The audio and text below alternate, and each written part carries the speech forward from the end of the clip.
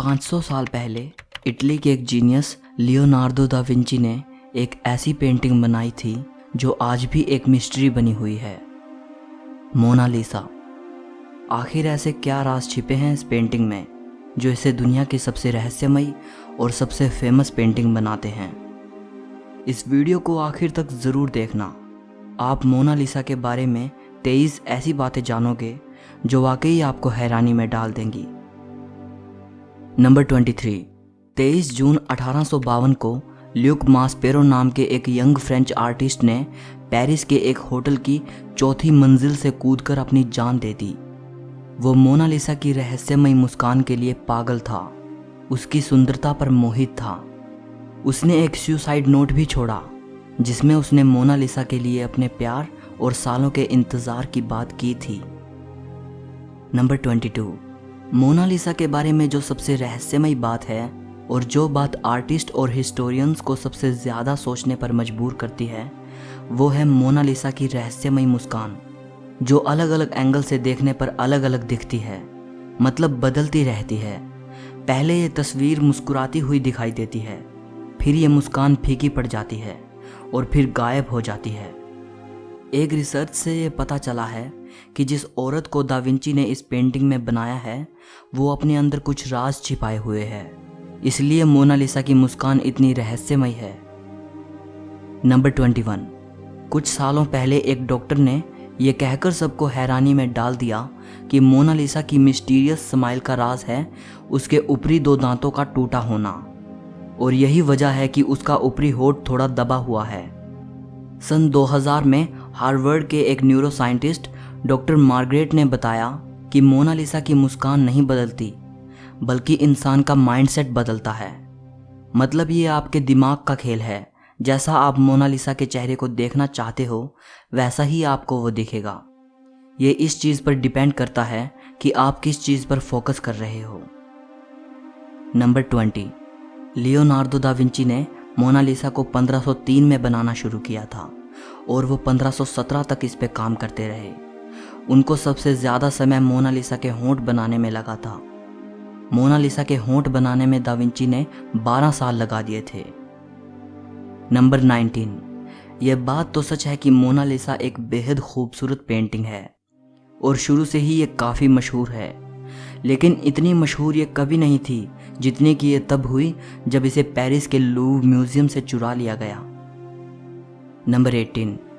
दुनिया की सबसे मशहूर पेंटिंग को दुनिया के सबसे बड़े म्यूजियम से चुरा लिया जाना एक बड़ी हैरान कर देने वाली घटना थी, लेकिन उससे भी ज़्यादा हैरान कर देने वाली बात तो ये है कि इसके चोरी के इल्ज़ाम में जिस आदमी को शक के घेरे में लिया गया वो थे हमारे एक और महान पेंटर पाब्लो पिकासो। जी हाँ, शुरुआत में पाब्लो पिकासो पर इसे चोरी करने का इल्ज़ाम लगा, लेकिन बाद में काफ़ी पूछताछ और इन्वेस्टिगेशन के बाद उनसे ये आरोप हटा लिया गया। नंबर 17। वो कौन इंसान था जिसने मोनालिसा को चुराया था? 1911 में 21 अगस्त के दिन इसे चुराया गया, लेकिन उस दिन इस चोरी की तरफ किसी ने ध्यान नहीं दिया और इसे अगले दिन नोटिस किया गया।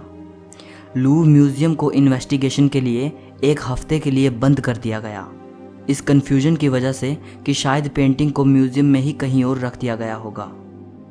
बाद में पता चला कि मोनालिसा को लूव्र म्यूजियम के ही एक वर्कर विंसेंजो पुरुगिया ने चुराया था। वो म्यूजियम के एक छोटे से कमरे में छिप गया। म्यूजियम के बंद होने के बाद वो पेंटिंग को कोट में छिपाकर फरार हो गया। नंबर 16। विंसेंजो इटली का एक देशभक्त नागरिक था। उसका ये विश्वास था कि लियोनार्दो की ये पेंटिंग उनके देश में वापस आनी चाहिए और इसे इटली के म्यूजियम में दिखाया जाना चाहिए। 2 साल बाद विंसेंजो को तब पकड़ लिया गया जब वो मोनालिसा को लेकर इटली के फ्लोरेंस शहर के आर्ट म्यूजियम के डायरेक्टर को इसे बेचने जा रहा था। 2 हफ्तों तक मोनालिसा को इटली के उसी म्यूजियम में रखने के बाद 4 जनवरी 1914 को वापस से पेरिस के म्यूजियम में लाया गया। विंसेंजो को उसके क्राइम के लिए 6 महीने की जेल हुई, लेकिन इटली ने उसकी देशभक्ति के लिए उसका स्वागत किया। नंबर 15। मोनालिसा की एक जुड़वा पेंटिंग भी मौजूद है जो बिल्कुल लियोनार्दो दा विंची की मोनालिसा जैसी ही दिखती है। कहा जाता है कि दूसरी पेंटिंग को दा विंची के टाइम में ही उनके एक स्टूडेंट फ्रांसिस्को मेल्जी ने बनाया था। ये दूसरी पेंटिंग स्पेन की राजधानी मैड्रिड के प्रादो म्यूजियम में रखी है। नंबर 14। आज तक ये बात रहस्य है कि मोनालिसा कौन थी, मतलब दा विंची ने ये किसकी तस्वीर बनाई थी, ये कौन औरत थी। ज़्यादातर स्कॉलर्स का ये मानना है कि इस पेंटिंग में जो तस्वीर है वो लीसा घिरार्दिनी की है, जो कि फ्लोरेंस की एक इटालियन औरत थी। लेकिन एक थियोरी ये भी कहती है कि मोनालिसा लियोनार्दो दा विंची की खुद की तस्वीर है, मतलब उन्होंने इस पेंटिंग में खुद को एक औरत के रूप में बनाया था। नंबर 13। इस खूबसूरत पेंटिंग को नुकसान पहुंचाने की कई कोशिशें हो चुकी हैं। 1956 में एक बोलीवियन टूरिस्ट ने मोनालिसा पर एक पत्थर फेंका था, जिसकी वजह से मोनालिसा की बाएं हाथ की कोहनी के पास एक छोटा सा निशान आ गया था। बाद में इसे रिस्टोर कर दिया गया, लेकिन निशान अब भी हल्का दिखता है। इससे पहले एक व्यक्ति ने इस पेंटिंग पर एसिड फेंका था।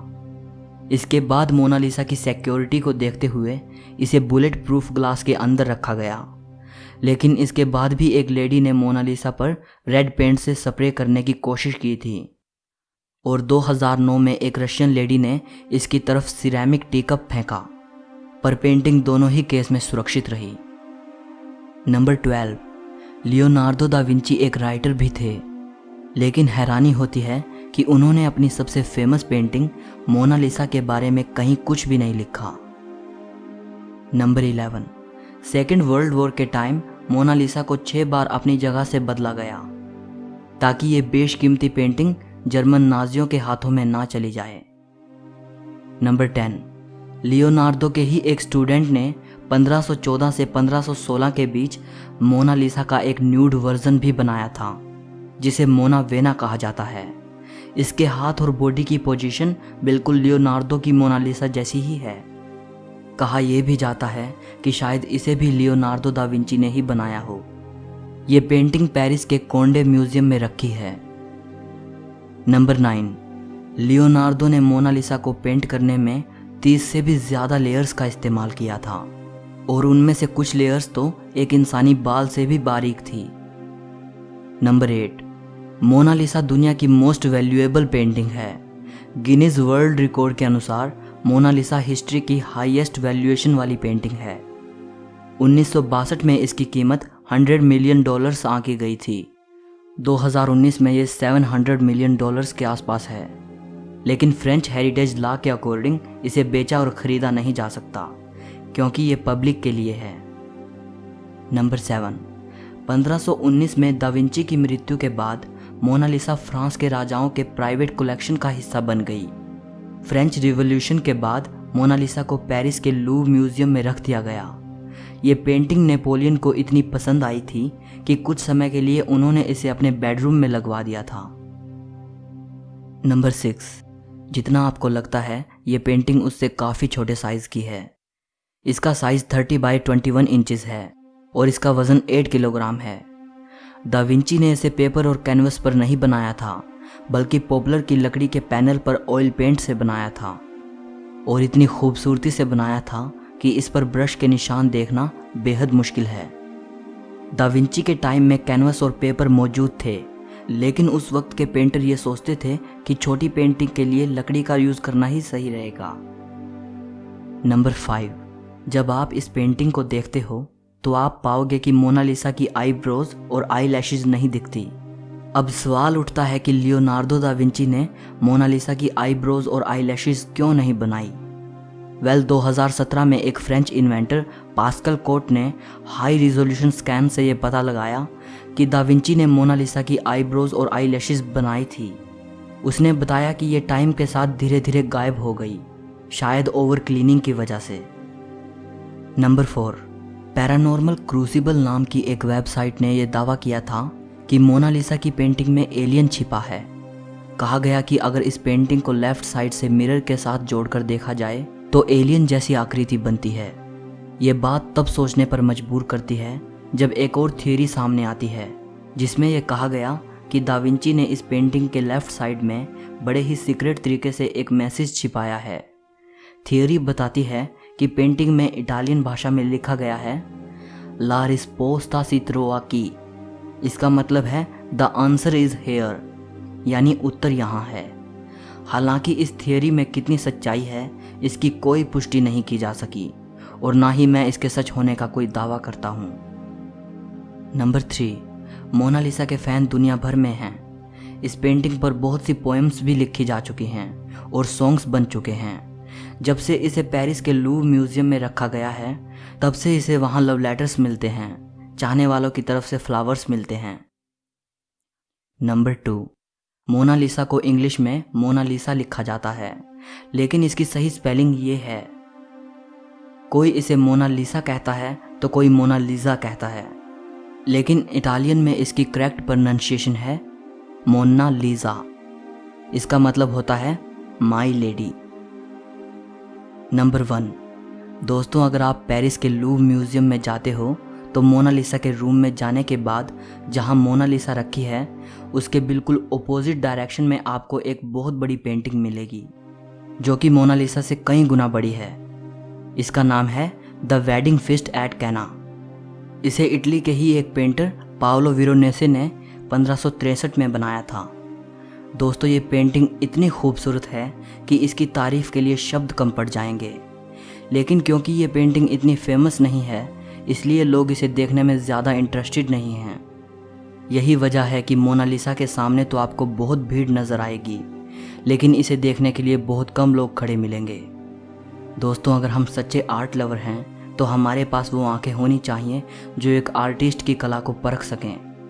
जस्ट किसी एक ही चीज़ को सिर्फ इसलिए वैल्यू देना कि वो बहुत फेमस है या उसको बनाने वाला कोई बड़ा इंसान था, और दूसरे के काम को सिर्फ इसलिए भूल जाना क्योंकि वो ज़्यादा फेमस नहीं है या उसे बनाने वाला कोई महान इंसान नहीं था, ये तो सही नहीं है ना। देखो मैं ये नहीं कह रहा कि मोनालिसा बहुत अच्छी पेंटिंग नहीं है और उससे भी अच्छी अच्छी पेंटिंग्स मौजूद हैं, नहीं। बेशक मोनालिसा दुनिया की सबसे खूबसूरत आर्ट वर्क में से एक है, लेकिन साथ साथ हमें दूसरे के काम को भी तो सराहना चाहिए ना। हो सकता है कि उसकी बनाई गई चीज़ भी उतनी ही अच्छी हो सकता है उस आर्टिस्ट ने भी बहुत मेहनत की हो और हम उसकी तरफ बिल्कुल ध्यान नहीं दे रहे।